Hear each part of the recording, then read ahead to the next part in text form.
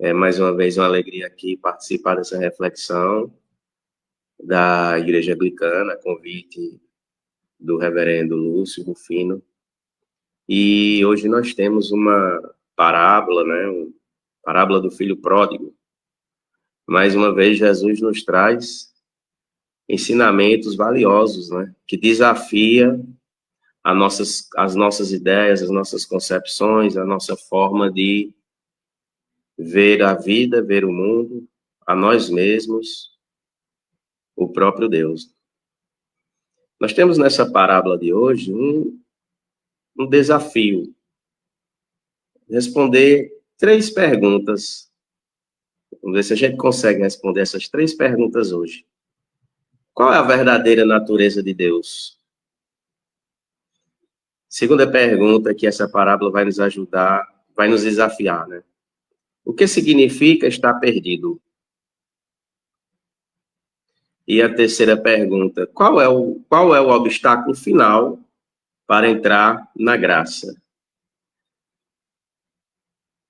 Então, a parábola do filho pródigo, ela é na verdade, ela é uma palavra que a gente pode chamar de revolucionária, no sentido em que ela muda, né, transforma o que a gente entende sobre Deus, o que a gente entende sobre o pecado e a graça de Deus, né? Essa história, essa narrativa que Jesus nos traz nesse trecho do Evangelho, desafia nossas ideias mais íntimas que nós adquirimos na nossa cultura, que nós adquirimos na nossa família, na nossa vivência com o mundo que constantemente está nos inculcando, né, nos colocando na nossa cabeça diversas formas de pensar a vida, diversas formas de pensar a nossa existência. E aqui a palavra do Evangelho nos traz algo inédito, né? Por isso que se chama Evangelho, que traz uma novidade que nos enaltece, sobretudo no momento em que nós estamos numa situação como o filho pródigo aqui, numa situação difícil, numa situação de perda, né, de perda de crédito, de perda moral, de dificuldade extrema, né? Então, aqui eu vou dividir essa parábola para a gente compreender aqui nessa reflexão em 3 momentos, né? O primeiro ato, a liberdade da ilusão, vou chamar. O segundo momento, o segundo ato, a corrida do pai contra o filho pródigo. E o terceiro momento, o filho que nunca saiu, mas nunca entrou também. Vamos começar aqui nessa reflexão o personagem do filho mais novo. O que é que ele nos representa, né? O filho mais novo, ele chegou para o pai e disse assim: dá-me a parte dos bens.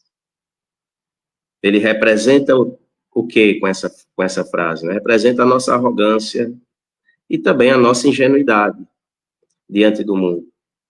Representa a nossa rebeldia, né? Muitas vezes adolescentes, às vezes os adolescentes, ou adolescência, né? Os estudos nos ensinam de psicologia, né, que a adolescência, às vezes, ela se estende anos e anos. Muitas vezes a pessoa fica numa idade madura, mas ainda com traços adolescentes. Afinal de contas, a natureza humana, ela tem essas características, diversas inclinações, a gente é suscetível a manifestar na nossa existência, né? Mas a rebeldia desse filho, ele quer dizer o quê? Eu quero suas coisas, não a sua pessoa. É o que ele diz para o pai, praticamente. E ele vai para uma terra distante. E o que significa essa terra distante? O estado de espírito que se afasta da sua fonte, né? Se afasta da sua origem, se afasta da sua essência. E a terra distante também significa a ilusão, né? Uma ilusão de uma suposta autonomia total que trará felicidade. Dá-me os bens, me basta apenas a riqueza material, que eu serei feliz ao meu modo. É uma falsa autonomia, podemos dizer, em vista de uma felicidade supérflua, né? Uma felicidade transitória, uma felicidade material, de prazeres, que são efêmeras, né? Passageiras. A gente não pode colocar a nossa confiança naquilo que é passageiro, senão a gente pode se frustrar a qualquer momento. O fundo do poço, o que é que significa quando o filho pródigo chega a cuidar dos porcos, né? O ponto mais baixo da ilusão. E o vazio da promessa não cumprida. Ele se depara no enorme vazio e lembra de que os empregados da sua terra, da terra de seu pai, estavam vivendo melhor do que ele. E ele cai em si, ele tem um retorno à sanidade, né? Ele cai em si mesmo, e ele ocorre com ele aí um momento, cada um de nós pode já ter passado, ou precisa passar, quando nos afastamos do bem, quando nos afastamos de Deus, quando nos afastamos daquilo que é bom, uma jornada interior, um retorno à nossa casa, a casa interior, a paz de espírito, né, a relação amorosa com Deus, de comunhão com Deus. E o segundo ato aqui que a gente vai refletir é justamente sobre o seu pai. O pai do filho pródigo, o texto diz que correndo lançou-se ao seu pescoço e o beijou. Assim que o avistou, o que é que essa corrida do pai nos traz de entendimento aqui nessa reflexão? Para o povo da cultura do Oriente Médio, né, naquele contexto, é indigno para um patriarca, né, se levantar e correr ao encontro de alguém.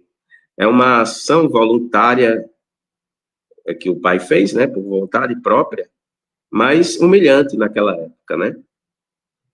É como se a gente dissesse hoje, né, eu não vou dar, a gente briga com nossos irmãos, nossos pais, nossos cônjuges, ou com algum amigo, né, e a gente não dá o braço a torcer, como se fosse algo humilhante, a gente ir de encontro ao outro e tentar a reconciliação. No caso aqui, o pai, ele manifesta a graça preveniente. Olha, mais um conceito aqui importante, a graça preveniente de Deus. O amor de Deus que nos alcança antes de estarmos limpos, né? Antes de estarmos puros, diante das nossas incapacidades de fazer o bem. Quando a gente retorna a Deus, ele manifesta a graça preveniente, porque ele não espera que nos humilhemos. Claro que deseja o arrependimento, mas ele não espera essa nossa atitude e já manifesta o seu amor misericordioso e infinito. Antes mesmo. E o perdão é selado antes dessa confissão completa do filho. Ele já vai de encontro quando vê o filho voltando. A celebração, as roupas, os anéis, as sandálias e o banquete, celebra a vida restaurada. O pai diz, este é o meu filho que estava morto e reviveu. Significa aqui uma manifestação da ressurreição, de uma restauração da vida. Ressurreição aqui tem sentido de restauração daquela pessoa, do retorno à dignidade, do retorno à sua vida em comunhão. Comunhão com Deus e comunhão com os irmãos.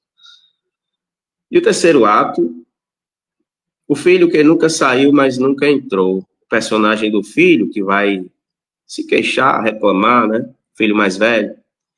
Ele representa o quê? Né? Ele diz que eu sirvo tanto e nem sequer mataste um animal em meu mérito, em minha honra, né? Esse filho, esse filho distante também, ele representa o que nós chamamos de legalismo, né? Legalismo seria o quê?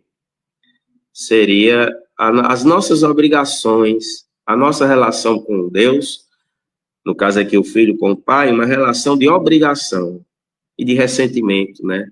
Porque a lógica de pensamento desse filho é uma lógica comercial, meramente comercial, certo? Então, a terra distante do coração, a terra para onde ele foi, não foi uma terra geográfica, foi uma terra do coração interior, né? Ele vive em casa, mas o coração longe.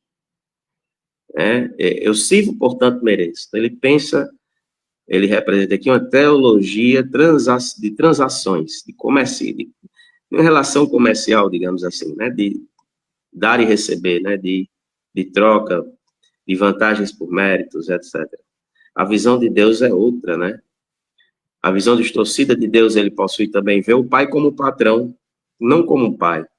Exclui-se da festa por sua própria incapacidade de receber a graça. A resposta terna do pai, apesar de tudo: filho, tu sempre estás comigo, e todas as minhas coisas são tuas. Né? Era justo alegrarmos-nos. A festa é sobre vida e não sobre justiça. Conclusão aqui desses atos, né? Qual dos dois filhos eram considerados, podemos chamar de filhos pródigos, né? Pródigo quer dizer o quê? Esbanjador. Se aplica aos dois irmãos aqui. O mais novo esbanjou bens materiais. E o mais velho esbanjou a proximidade com o pai e o relacionamento que possuía. Os dois filhos, portanto, são perdidos. Um na libertinagem, né? Na expectativa falsa da realização material com seus bens e dos prazeres do corpo, né? Outro perdido no legalismo, nas obrigações, se afasta do coração do pai. E a figura central aqui é o pai, né? Que manifesta o amor de Deus, que é incondicional, a graça preveniente, né? Que é libertadora para nós. E a festa que está sempre acontecendo, independente da nossa circunstância. E aí a gente responde as 3 perguntas que eu disse no início, para terminar a nossa reflexão. Qual a verdadeira natureza de Deus? A nossa figura, a nossa imagem que temos do Pai, né? Ele desafia completamente a expectativa religiosa. A figura do Pai, nesse texto, manifesta a cultura da época e de hoje também. O que é que a cultura espera, né? Um Deus distante, transacional, né? Que se move por mérito, se move por ideais de comerciais, digamos assim, dar e receber, né? Sem misericórdia, né? Que o mérito baseado na obediência às regras. Se eu fizer isso, se eu der o dízimo, por exemplo, eu vou receber, Deus vai ter que me pagar a recompensa. E, né, tem várias situações que representam o legalismo. E a parábola revela um Deus que é Pai, que é misericordioso, que o amor é incondicional. O que significa estar perdido? Foi a segunda pergunta. Perdido como filho mais novo é o afastamento explícito, né? Completo, né? Concreto. E o pecado visível, a busca pela autonomia longe do pai, perdido na libertinagem. O mais velho, perdido em casa, é a obediência baseada no ressentimento e na expectativa de recompensa. Muitas vezes nós, por participarmos, né, das religiões, da igreja, às vezes a gente pode se comportar como um desses dois filhos aqui. Achar que temos melhor recompensa porque cumprimos algumas regras. Bom, então, na essência, estar perdido significa viver distante do coração do Pai. E qual é o obstáculo final para entrar na graça? Para o filho mais novo, o obstáculo era a vergonha e a crença do que precisava merecer voltar a ser o servo. O pai quebra isso correndo ao seu encontro. Não precisaria ele voltar à condição de servo. Ele era filho e seria acolhido pelo pai da mesma forma. Para o filho mais velho, o obstáculo era a sua justiça própria, numa crença que sua fidelidade mereceria recompensa, impedia de entender que tudo já era dele, né?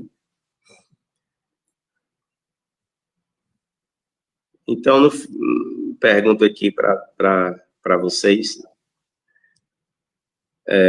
você está disposto a abandonar sua economia de méritos e débitos para simplesmente se deixar amar pelo Pai? Essa questão que eu deixo para todos nós responder na intimidade, consigo, com Deus.